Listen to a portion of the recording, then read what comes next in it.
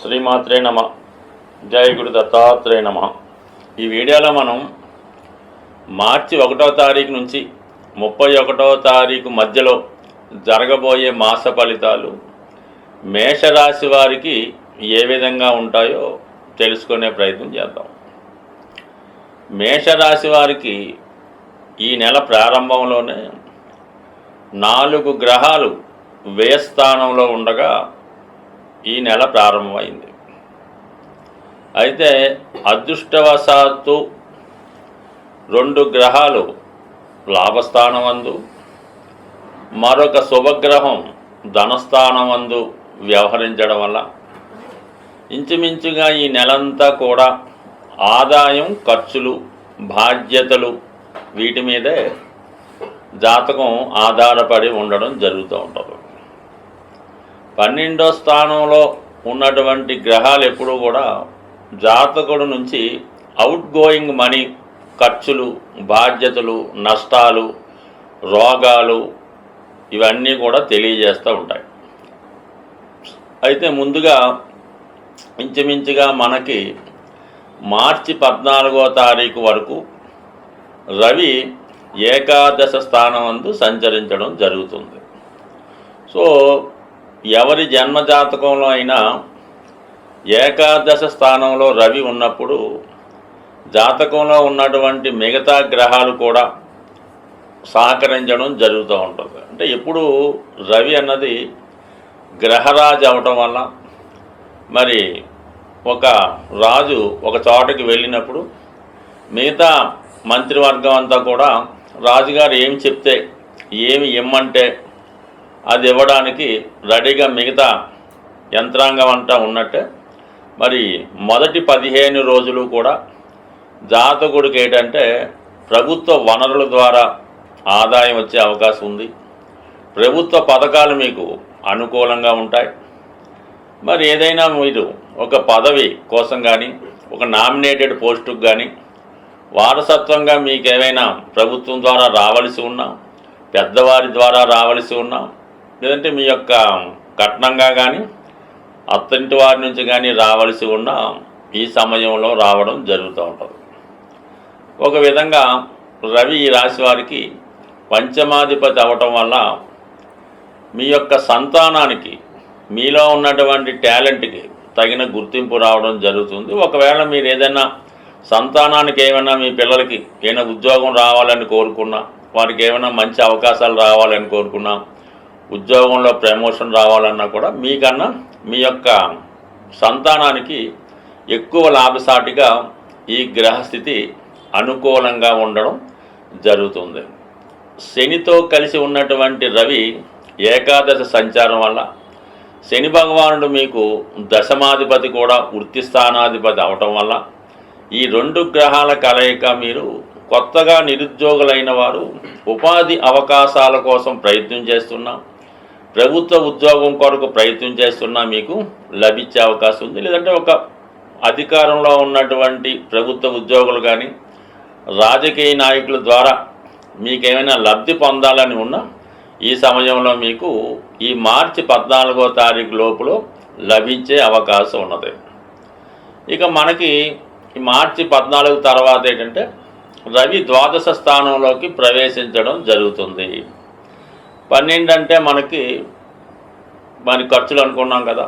అనూహ్యంగా మీరు ప్రభుత్వానికి చెల్లించవలసినటువంటి ట్యాక్సులు, జిఎస్టీ, ఇన్కమ్ ట్యాక్సు ఇవన్నీ కంపల్సరీగా చెల్లించవలసి ఉంటుంది. లేనిచో ప్రభుత్వ అధికారుల నుంచి ఒత్తిడి రావచ్చు. అనుకోకుండా మీ యొక్క అభివృద్ధిని చూసి ఓర్వలేని వారు మీ వ్యాపారంలో ఉన్నటువంటి లొసుగుల్ని అధికారులకి అందజేసి వాళ్ళ ద్వారా మీకు అంటే ఈడీ రైట్స్ కానీ, ఇన్కమ్ ట్యాక్స్ రైట్స్ కానీ, జిఎస్టీ రైట్స్ లాంటివి జరిగే అవకాశం ఉంది. కాబట్టి ఖచ్చితంగా మీరు మార్చి 15 తర్వాత మీ యొక్క ఆర్థిక లావాదేవీలన్నీ కూడా పర్ఫెక్ట్గా ఉండేలాగా చూసుకోండి. దాంతోపాటుగా ప్రభుత్వానికి ఏమైనా చెల్లించవలసి ఉంటే అది ముందుగానే చెల్లించవలసడం మంచిది. ఇక మనకి రాహువు మరి మిగతా గ్రహాలన్నీ కూడా మరి షష్టగ్రహ కూటమి ఏర్పడబోతుంది కాబట్టి శని భగవానుడు కూడా అక్కడ చేరుతున్నాడు కాబట్టి ఏదైనా మీకు ఆర్థికపరమైన ఒత్తిడి ఎక్కువ అవుతుంది.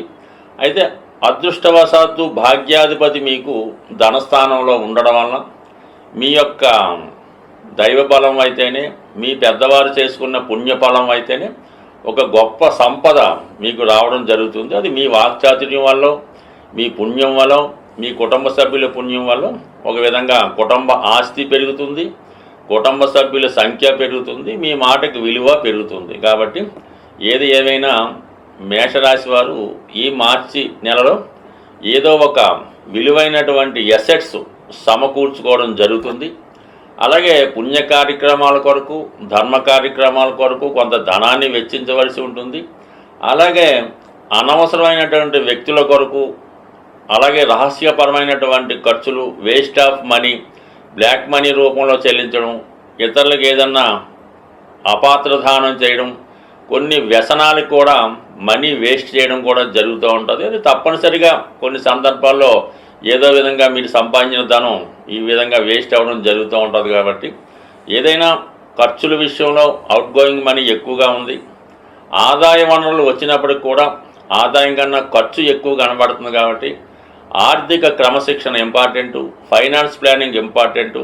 మీరు ఏదైనా ఖర్చు పెట్టినప్పుడు, ఏదైనా కొనాలనుకున్నప్పుడు మీరే దగ్గరుండి చూసుకోవాలి తప్ప మీ అలవాటు ప్రకారం ఇతరుల మీద ఆధారపడితే మరి 10 రూపాయలు దానికి 100 రూపాయలు ఖర్చు పెట్టే అవకాశం ఉంది. జాగ్రత్త వహించండి. ఇప్పుడు ఈ మార్చి నెల రాశి ఫలితాల్లో ముఖ్యంగా ఏంటంటే శుక్రగ్రహం ఉచ్చస్థితిలో రావడం వల్ల కామన్గా ఈ యొక్క లోకంలో, అంటే ఈ ప్రపంచంలో లేదంటే మన సిటీలో మనీ రొటేషన్ అన్నది బాగా పెరగడం జరుగుతూ ఉంటుంది అన్నమాట. ఉచ్చులో ఉండడం వల్ల, అంటే ఖరీదైనటువంటి సౌకర్యాల కోసం అందరూ తాపత్రయపడడం వల్ల మనీ రొటేషన్ పెరుగుతూ ఉంటుంది. ఇదే సమయంలో విలాసమైనటువంటి వస్తువులు, ఖరీదైనటువంటి వాహనాలకి డిమాండ్ కూడా పెరగడం జరుగుతూ ఉంటుంది. ఈ అందరూ కూడా ఏదో ఒకటి కొనుక్కోవాలి, సంపాదించుకోవాలన్నటువంటి విషయంలో ఉంటారు. దాని కొరకు ఏంటంటే ఈ శుక్రుని యొక్క అనుగ్రహం మనం పొందాలి, శుక్రుడు అనుకూలంగా ఉండాలంటే శుక్రుని యొక్క అధిదేవత అయినటువంటి లక్ష్మీ అమ్మవారిని మనం ప్రసన్నం చేసుకోవలసి ఉంటుంది. ఈ లక్ష్మీ అమ్మవారిని ప్రసన్నం చేసుకోవాలనుకుంటే మరి కొంతవరకు శుక్రవారం, అంటే కొంత ప్రాంతాల్లో గురువారం కూడా అమ్మవారికి ఇష్టమైన రోజుగా చేయడం జరుగుతూ ఉంటుంది. బట్ ఓవరాల్గా శుక్రవారం అన్నది ఒక ముఖ్యమైన రోజుగా ఎన్నుకొని ఆ రోజు వరకు చాలా నియమంగా బ్రహ్మచర్యాన్ని పాటిస్తూ శుచిగా శుభ్రంగా ఉంటూ ఒక నిర్దిష్టమైనటువంటి సమయంలో కనకదార స్తోత్రం కానీ, లక్ష్మీ స్తోత్రం కానీ, శ్రీ సూక్తం కానీ పారాయణ చేయవలసి ఉంటుంది. అంటే పారాయణ చేయడం కూడా ఎలా ఉంటుందంటే మనం ఏదైతే చదువుతామో దాని అర్థం కూడా కొంతవరకు తెలుసుకొని చేయడం వలసి ఉంటుంది. అలాగే మీ గృహంలో ఒక ప్రశాంతంగా, శుచిగా, శుభ్రంగా ఉన్నటువంటి రూమ్ని ఎన్నుకొని లక్ష్మీ అమ్మవారి ఫోటో పెట్టుకొని ఎరుపు రంగు పూలతో అమ్మవారిని అలంకరించి ఒక వెండి గ్లాసులో పాలు నైవేద్యంగా పెట్టి ఆ పాల్లో ఏదో ఒక పటిక బెల్లం ఏదో వేసి, తేనె కానీ వేసి, లేదంటే అమ్మవారికి తేనె కూడా సమర్పించి ఆ ప్రసాదాన్ని మీరు మీ కుటుంబ సభ్యులు మాత్రమే తీసుకోవలసి ఉంటుంది. ఆ విధంగా తీసుకోవడం వల్ల చాలా వరకు ఆర్థిక పరంగా, అంటే మీ గృహం రోజు రోజుకి మంచి ఇంప్రూవ్మెంట్ రావడం జరుగుతూ ఉంటుంది. అలాగే కొంత అమ్మవారికి ఇష్టమైనటువంటి వస్తువులు సింపుల్గా ఉంటాయి, అంతే ఏమీ లేదు. తెలుపు రంగు గవలు, అంటే సముద్రంలో ఉండే గవలు ఒక 11 తీసుకొని ఆ 11 కూడా ఒక మంచి పసుపు రంగు వస్త్రంలో మూటగా కట్టి మీ యొక్క క్యాష్ బాక్స్లో పెట్టుకోండి. లేదంటే గోమతి చక్రాలు రౌండ్గా ఉంటూ మరి వాటి మీద ఈ యాంగిల్లో క్లాక్ వైజ్లో సింబల్ అలాగా ఉంటుంది. అవన్నీ సరే ఒక 11 తీసుకొని మీ యొక్క వ్యాపార సంస్థలో పెట్టుకోవాల్సి ఉంటుంది.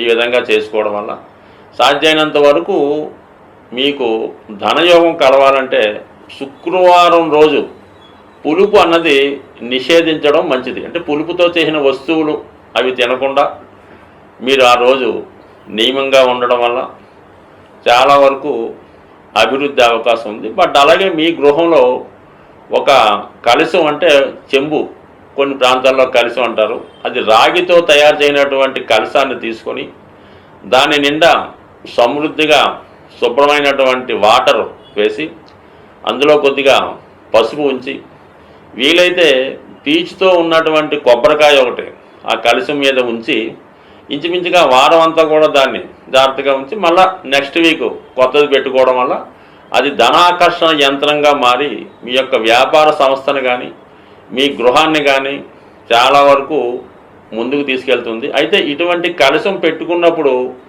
అపవిత్రమైనటువంటి కార్యక్రమాలు ఏమీ కూడా జరగకూడదు. అంటే సిగరెట్ కాల్చడం, ఇంకో మందు తాగడం, లేదంటే ఇంకొక శృంగారం చేయడం, ఇవన్నీ కూడా అంటే ఏదైతే అమ్మవారికి ఇష్టమైతే ఉండదో అవన్నీ నిషేధిస్తూ నిరంతరం ఏదో ఒక సుగంధం అంటే అగరబత్తి అవ్వచ్చు, పచ్చకర్పూరం చల్లవచ్చు, లేదంటే ఆ వాసన అంటే మంచి ఫ్రాగ్రెన్స్ ఆ ఉన్న ప్రదేశం అంతా ఉండడం వల్ల కంపల్సరిగా మీకు ఆ పాజిటివ్ వైబ్రేషన్స్తో చాలా మంచి అంటే మీరు ఆ యొక్క యంత్రాన్ని ఆ యొక్క కలశాన్ని ఎంత పవిత్రంగా చూసుకుంటే అంత సక్సెస్ మీకు రావడం జరుగుతూ ఉంటుంది. ఎక్కువగా మాత్రం ఎప్పుడూ కూడా ఏదో ఒక అగరబత్తి కానీ సువాసన వెదజల్లి అనేక రకాల పెర్ఫ్యూమ్స్ అవి వస్తున్నాయి కదా, అవి ఎక్కువ వాడడం వల్ల మంచి జరుగుతుంటుంది.